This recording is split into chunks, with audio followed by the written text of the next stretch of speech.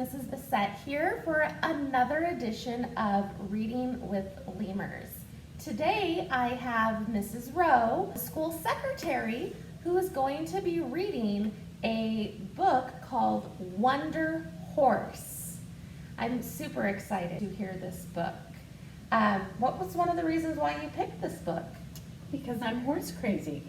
Ooh, that sounds fun. I rode a horse one time and I was very scared. I get scared too, but I still try to ride 2 times a week. Oh, that's so fun. Yeah, they live at my house. I have 3 horses. I have Midnight, Squire, and Snow. And Snow is not white.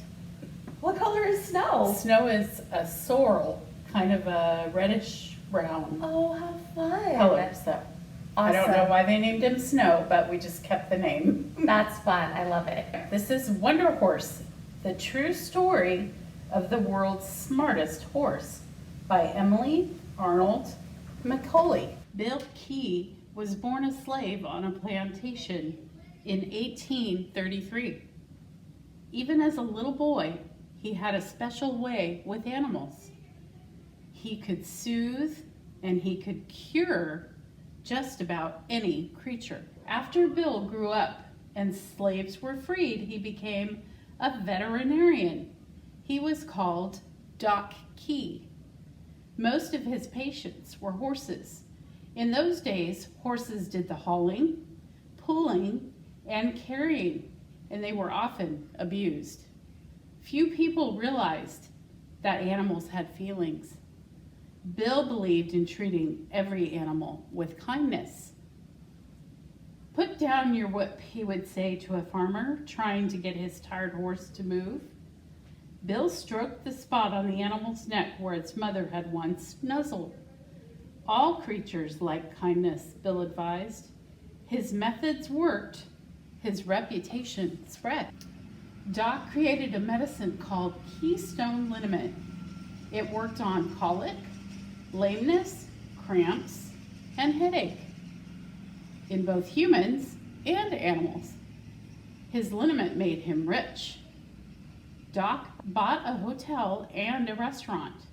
After he bought a racetrack, he wanted to own the fastest horse in the country. One day he heard that a circus was selling its animals. Doc went to see if a racer was among them. He noticed a beautiful mare with a distinctive profile, an Arabian.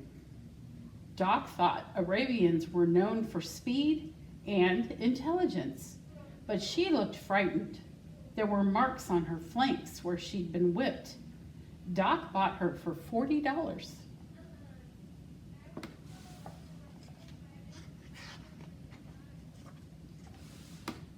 Doc loved his new horse, Loretta. She was the smartest horse he'd ever known. He found a champion stallion to father her foal. Then he waited for his future champion to be born. But the new foal had twisted legs and a mottled, homely coat. Doc thought the foal was too weak to survive, so he called him plain old Jim Key. Worse, the birth used up Loretta's strength. Doc tried desperately to save her, but Loretta died. Doc's heart closed shut with grief. No one could console him, not even his dogs, who waited for Doc to throw a stick for them to fetch. Meanwhile, little Jim Key tried desperately to stand on his crooked legs. His bright black eyes begged Doc not to lose hope in him. It's gonna make me cry. One day, Doc felt a nudge on his shoulder. It was Jim Key with a stick in his mouth. "You want to play fetch?" Doc smiled for the first time in weeks. He threw the stick and Jim stumbled after it. The foal had never taken more than 2 steps. Jim picked up the stick and tottered back. He trotted a few feet. Offering the stick, he spread his lips in a grin. "You're trying to cheer me up, aren't you?" Doc asked. After Doc and the dogs went inside his house, he heard loud knocking on the front door. It was Jim. "Okay, Jim, you win," Doc said. He made Jim a bed on the floor of the spare room. The colt slept there every night until he was too big for the doorways and too heavy for the floorboards. Then Doc took his own bed out to the barn. Almost everything Doc did, Jim tried to do too. Jim figured out how to unlock the paddock gate. He opened the drawer where Doc kept apples and ate them all, and then shut the drawer. When Doc laughed at his antics, Jim seemed to laugh too. "I wonder what else you could learn," Doc said. Jim lifted his chin as if to say, "Try me." Doc decided to take time off from selling liniment. Doc taught Jim one lesson at a time, repeating it and rewarding Jim with apples or sugar. First, Doc wrote the letter A on a card. He said A aloud, then put the card in Jim's lips, held them shut, and patted his neck. It took many months, but Doc never lost patience. Finally, when Doc asked Jim to fetch the A, Jim did it. They proceeded to B, then to C, until Jim knew the whole alphabet. In the following years, Jim learned to count and to pick out the primary colors. One day, watching Jim add and subtract, Doc cried, "Jim, we should go on the road. People will be amazed by how much you know. They will see that animals have feelings, and it's wrong to make them suffer." "Wonder if Jim can do that in front of strangers," one of Doc's farm hands said. "Might just be sensing what you want him to do, not learning at all." Doc knew that Jim had truly been educated. He arranged for a show to prove it. At first, audiences couldn't believe their eyes, but soon they were gasping and cheering. Jim Key loved being the star of the show. The bigger the audience, the more he hammed it up. Jim spelled, made change from a cash register, danced to music, and bowed to ladies in the audience, flicking his tail and grinning. Jim and Doc traveled to fairs, small town theaters, and big city arenas. But one day Doc saw a newspaper headline. "Is horses' intelligence a fraud?" the story asked. How could a little old black man with no education teach a dumb animal to do those things? The next day, there were hecklers in the audience. "This is all a trick," one shouted. "Some people are offended by your brain power," Doc said to Jim, "but children believe in you."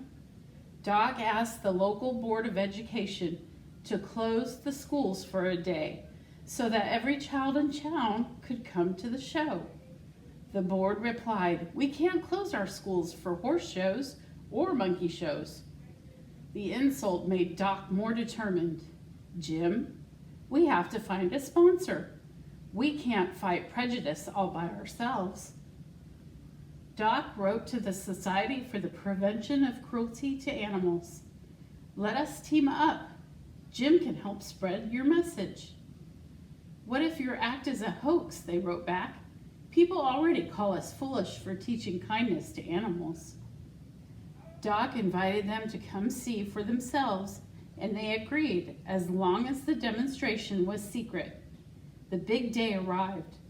Doc and Jim waited and waited, but no one showed up. Doc said, "I have another idea."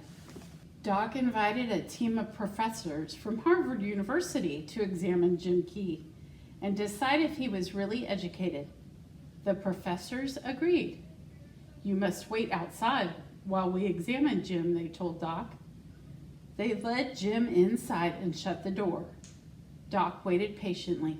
A crowd gathered. Hours later, the door opened. The professors announced their findings. "It is not a hoax. Jim answered all of our questions. He can read, spell, do arithmetic, and identify colors entirely as a result of his education."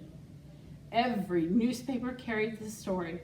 "Jim Key educated by kindness." The Society for the Prevention of Cruelty to Animals agreed to sponsor Jim Key's performances. After the shows, thousands of school children signed a pledge that said, "I promise to treat animals with kindness." For 9 years, Doc and Jim Key traveled the country in a custom railroad car, delighting audiences of all kinds.